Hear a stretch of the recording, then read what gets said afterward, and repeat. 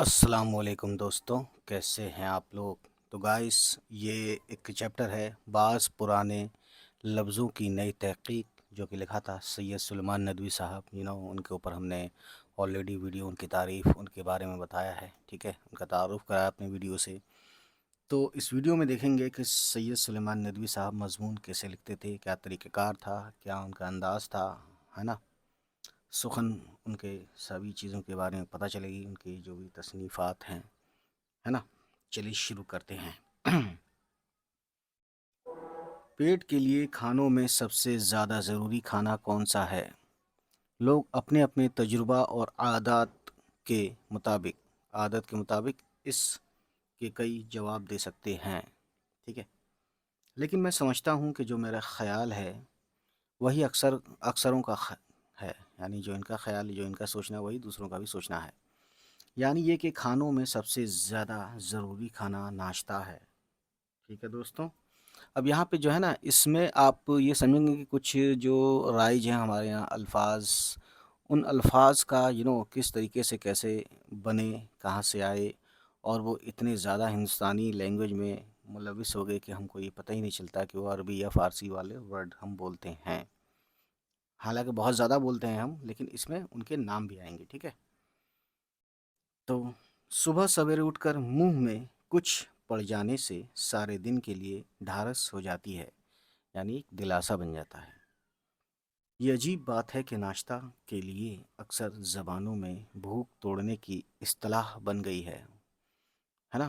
یعنی ناشتے کو ہم بھوک کو توڑ دیتا ہے، یعنی بھوک کو ختم کر دیتا ہے، یہ ایسی اصطلاح بن گئی، یعنی ایسی ڈیفینیشن، ایسا ڈیفائن کر دیا گیا ہے۔ میں دو زبانیں جانتا ہوں، یعنی اب یہ مصنف کہتے ہیں کہ میں دو زبانیں جانتا ہوں، جو دو ایسی زبانیں جانتا ہوں، جانتے تو یہ کئی زبانیں ہیں جینوئنلی، لیکن یہاں یہ بات دو زبانوں کی کر رہے ہیں، تو دو زبانیں جانتا ہوں، ایک پورب کی یعنی ایسٹ، اور ایک پچھم کی یعنی ویسٹ، یعنی عربی اور انگریزی، دونوں میں یہی بات ہے۔ اس سے سمجھتا ہوں کہ اور زبانوں میں بھی کچھ ایسا ہی حال ہوگا۔ عربی میں اس کو فطور کہتے ہیں، ٹھیک ہے،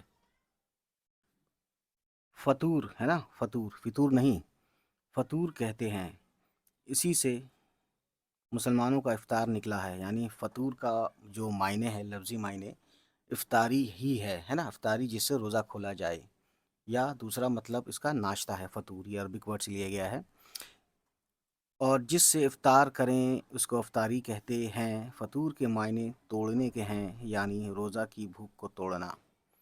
ہمارا ناشتہ بھی اسی قسم کا لفظ ہے، فارسی میں اس کے معنی اس بھوکے کے ہیں جس نے صبح سے کچھ نہ کھایا ہو۔ معید فضلہ و برہان قاطع۔ اب دیکھیے کہ یہ نام تو اس آدمی کا تھا جس کے منہ میں صبح سے کچھ نہ پڑا ہو، ٹھیک ہے، ٹھیک ہے، اور اب ہم اس چیز کو کہتے ہیں جو صبح سویرے ایسے آدمی کو کھلا دی جائے، یعنی شخص کے بجائے چیز کا نام ہو گیا، ٹھیک ہے۔ اس معنی میں ایک اور لفظ نہار آپ بولتے ہیں، نہار منہ، یہ بھی فارسی ہے، مگر دیکھیے کہ یہ فارسی ہندوستانی سے ایسا مل گیا ہے کہ گویا ہندوستانی ہی ہے، ٹھیک ہے۔ اس کی اصلیت نہار ہے، نا نفی کے لیے ہے، اور ہار کے معنی غذا کے ہیں، یعنی فوڈ کے ہیں۔ نہار یعنی نہیں کھایا ہوا، ٹھیک ہے۔ برہان قاطع، اب اس سے نہاری یعنی نہاری تیار ہوئی، جو صبح کو نہار منہ کھائی جائے، اور لکھنؤ اور دلی میں یہ خاص چیز ہو گئی جو بازاروں میں پکی پکائی بہت چٹپٹی ملتی ہے، ٹھیک ہے۔ نہاری سبھی جانتے ہیں، خاص طور سے مسلم جو ویورس ہیں وہ تو اچھے سے جانتے ہیں، یا جو کھا چکے ہیں وہ تو جانتے ہی ہیں، ٹھیک ہے۔ تو دوستوں، نہار سے آہار یاد آیا۔ آہار آٹے کی اس لئی کو کہتے ہیں جو کاغذ اور کپڑے پر اس لیے چڑھائی جاتی ہے کہ وہ مضبوط ہو جائے۔ آپ سن چکے ہیں کہ آہار غذا کو کہتے ہیں جو بدن کی تقویت کا باعث ہوتی ہے۔ تقویت یعنی طاقت، باعث یعنی وجہ، ٹھیک ہے۔ اس سے اس لئی کو بھی کہنے لگے جو کاغذ اور کپڑے کی قوت کو بڑھا دیتی ہے، ٹھیک ہے نا۔ اس کے بعد گائز دیکھیے، روزمرہ کے کھانوں میں قلیہ، قورمہ بہت عام چیزیں ہیں۔ قلیہ نہیں، قلیہ کی شکل عربی ہے مگر معنی عربی نہیں۔ قلیہ کی عربی شکل قلیہ ہو سکتی ہے۔ عربی میں قلی بھننے کو کہتے ہیں، اس سے قلیہ بن سکتا ہے اور بھنے ہوئے گوشت کو کہہ سکتے ہیں۔ ہماری زبان میں قلیہ اس شوربہ دار گوشت کو کہتے ہیں جس میں کوئی ترکاری پڑی ہو، بلکہ اسی ترکاری کو قلیہ کہنے لگے ہیں۔ قورمہ تو ترکی ہے نا دوستوں، کھانے پینے کی چیزوں کے نام کے اوپر لینگویج کی نالج بھی مل رہی ہے، ٹھیک ہے۔ ہماری زبان میں ایک لفظ مضمون کی سرخی یعنی عنوان ہے، یعنی ٹاپک ہے، مین ٹاپک، ہیڈنگ کہہ سکتے ہیں ہم۔ دیکھیے تو یہ سیاہی سے سرخی کیسے بن گیا۔ بات یہ ہے کہ پہلے زمانے میں قلمی کتابوں میں باب یعنی کوئی چیپٹر، کوئی لیسن ہے نا، اور عنوان کو امتیاز کے لیے یعنی امپورٹنس دینے کے لیے سرخی سے لکھا کرتے تھے، یعنی لال رنگ سے لکھا کرتے تھے۔ اب ہمارے زمانے میں جب چھاپا ایجاد ہوا، ایجاد یعنی انوینٹ، ٹھیک ہے، انوینشن ہوئی کس کی؟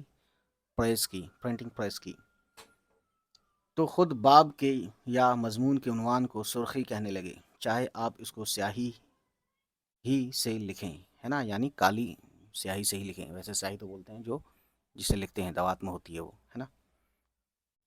احدی کے معنی ہماری زبان میں سست اور کاہل کے ہیں، مگر ان سست کاہلوں کی پیداوار تاریخی ہے، یعنی ہسٹوریکل ہے۔ احدی اور احدی، احدی احدی ہے۔ احدی کے معنی عربی میں ایک ہیں اور نہیں، وہ سپاہی جو فوج سے الگ اکیلا ڈیوڑی کی خدمت پر مامور رہتا ہے، یعنی تعینات رہتا ہے۔ اکبر نے اس کو احدی یعنی اکیلا کا لقب بخشا، لقب یعنی وہ نام جو دیا جاتا ہے اس کے کاموں کی وجہ سے۔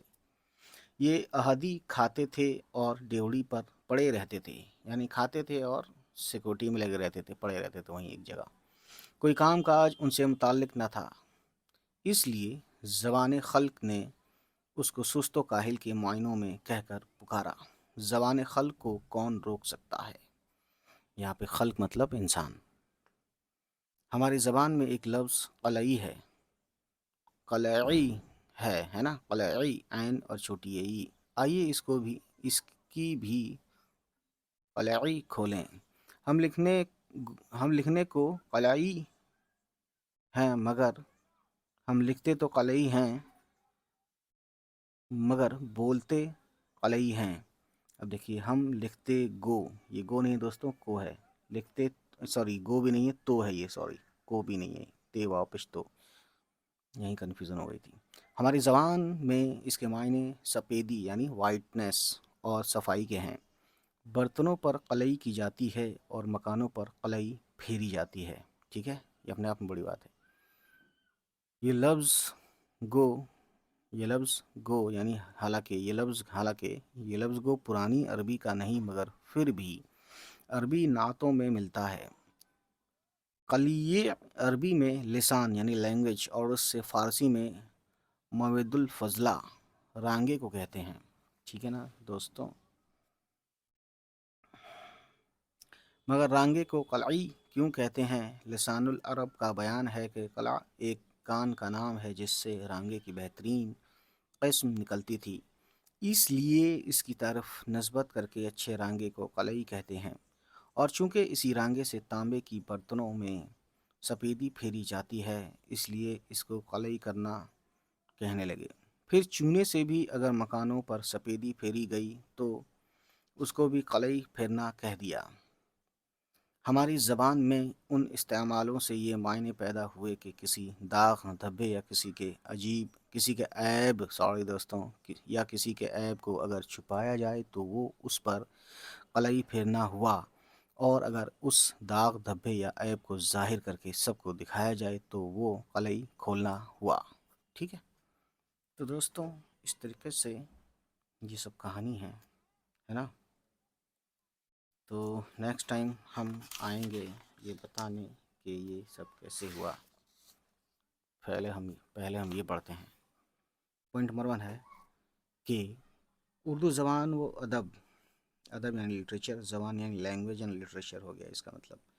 اردو زبان و ادب کو جن اہل فکر و نظر نے اعتبار کا درجہ عطا کیا ہے ان میں سید سلیمان ندوی کی حیثیت نمایاں ہے۔ انہوں نے ادب، مذہب، فلسفہ، صحافت اور تاریخ میں قابل رشک کارنامے انجام دیے ہیں۔ ان کی قابلیت و علمیت کا اندازہ اسی بات سے لگایا جا سکتا ہے کہ اپنے وقت کے جید عالم اور دانشور علامہ شبلی نعمانی نے صرف 17 سال کی عمر میں ان کو الاندوہ جیسے تحقیقی و علمی رسالے کا نائب مدیر مقرر کیا۔ مدیر یعنی سیکریٹری، ایڈیٹر۔ یوں تو سید سلیمان ندوی ایک غیر معمولی ذہن کے مالک تھے اور علم کے تمام دروازے ان کے لیے کھلے تھے، مگر ان کا خاص میدان تاریخ اسلام تھا، یعنی اسلامک ہسٹری تھا۔ خاص میدان یعنی ان کا فیلڈ آف اسٹڈی۔ ان کی بیشتر تصانیف یعنی ان کی جو زیادہ تر لکھی گئی کتابیں ہیں اسی موضوع سے تعلق رکھتی ہیں، یعنی اسی ٹاپک سے۔ موضوع مطلب ٹاپک۔ سید سلیمان ندوی ایک ماہر لسان تھے، یعنی لنگوسٹک ایکسپرٹ تھے۔ عربی، فارسی اور اردو کے ساتھ ساتھ انگریزی پر بھی دسترس رکھتے تھے، یعنی دسترس مطلب کنٹرول رکھتے تھے، اچھی پکڑ رکھتے تھے، جانکاری اچھی تھی۔ ان کی ادارہ ساز شخصیت نے دارالمصنفین اعظم گڑھ کو پوری دنیا میں ایک وقار عطا کیا ہے، یعنی پوری دنیا میں ایک عزت بخشی۔ انہوں نے ماہنامہ، جو مہینے میں میگزین ہوتے ہیں، منتھلی، اسے ماہنامہ بولتے ہیں، معروف کے ذریعے علمی مضامین کے ذوق کو عام کیا۔ ذوق یعنی شوق۔ سیکنڈ پوائنٹ ہے بعض پرانے لفظوں کی نئی تحقیق۔ سید سلیمان ندوی کی مشہور کتاب نقوش سلیمانی سے ماخوذ ہے یعنی اس سے جڑی ہوئی ہے۔ اس علمی مضمون میں الفاظ کے معائنے کو کئی زبانوں کی مثال سے واضح کیا گیا ہے یعنی کہ ایکسپلین کیا گیا ہے۔ ایکسپلین زبان کے علم میں یہ مضمون بڑی اہمیت رکھتا ہے۔ تھرڈ پوائنٹ ہے دوستوں، دنیائے ادب میں سید سلیمان ندوی نمایاں حیثیت رکھتے ہیں۔ نمایاں یعنی خاص۔ نثر لکھنے میں ایک طرز خاص کے مالک ہیں۔ نثر یعنی جو شعر و شاعری نہ ہو، ٹھیک ہے۔ ان کی عبارت میں یعنی ان کی لکھاوٹ میں ادبیت اور پختگی کے ساتھ ساتھ علمیت کی چاشنی رہتی ہے۔ چاشنی یعنی چاشنی جانتے ہیں، جو چینی سے بنتی ہے۔ یہاں کہنے کا مطلب ہے کہ اس کا گھول شامل ہے، یعنی اس میں ایجوکیشنل انفارمیشن بھی ہے اور لٹریچر بھی ہے، اور پختگی یعنی پکی اور اچھی باتیں ہیں۔ خشک موضوع کو بھی وہ اپنے اسلوب خاص سے، یعنی اسلوب مطلب طریقہ، خاص طریقے سے دلچسپ بنا دیتے ہیں، یعنی انٹرسٹنگ بنا دیتے ہیں۔ لاسٹ پوائنٹ ہے بعض مطلب کچھ بعض پرانے لفظوں کی نئی تحقیق میں ان لفظوں کے اصل معنی کی وضاحت کی گئی ہے جو روزمرہ یعنی ڈیلی کی زبان میں استعمال ہوتے ہیں۔ مثلاً مطلب ہوتا ہے جیسے، اگزامپل کے طور پر، فار ایگزامپل، مثلاً سرخی، نہار منہ، احدی، یہ بھی آپ نے پڑھا ان کے بارے میں، ہے نا، اور قلعی، اور اشیاء خوردنی یعنی کھانے کی چیزیں، اشیاء مطلب چیزیں، خوردنی یعنی کھانے کی، میں قورمہ، ناشتہ، قلیہ وغیرہ۔ ان لفظوں کے تئیں یعنی ان لفظوں کو لے کر سماج کے مختلف مگر دلچسپ رویوں اور سلوک کا پتہ اس مضمون سے بخوبی چل جاتا ہے۔ دوستوں، امید کرتا ہوں یہ ویڈیو آپ کو پسند ہی آئی ہو۔ تو لاسٹ ٹائم ہم نے جب یہ ویڈیو ریکارڈ کی تھی تو دوستوں ہوا کیا تھا، یہ ریکارڈ ہو ہی نہیں پائی تھی دوستوں، تو آج ہو گئی ہے نا۔ تو بس اسی وعدے کے ساتھ کہ ہم آئیں گے پھر آپ کو نئی کہانی لے کر، تو بھائی ابھی دیکھیے لوگوں ہمارے چینل کو سبسکرائب کریں اور ان تک ضرور پہنچائیں جو لوگ بہار بورڈ میں ہیں، یا باقی سبھی لوگوں تک پہنچائیں جن کے نصاب میں، جن کے ٹاپک میں یہ پی ایچ ڈی میں بھی آتا ہے، یہ بی ایس سی میں بھی، بی اے میں بھی آتا ہے، گریجویشن میں، ایم اے میں، اور یہ کئی جگہ آتا ہے نا، بہت سارے ایگزامس میں بھی آتے ہیں سب چیزیں، جو جس کے پاس اردو وغیرہ ہے یا لینگویج وغیرہ ہے۔ چلیے پھر ان کو تک پہنچائیں اور سبسکرائب ضرور کریں۔ ملتے ہیں، خدا حافظ، بائے بائے، ٹھیک ہے۔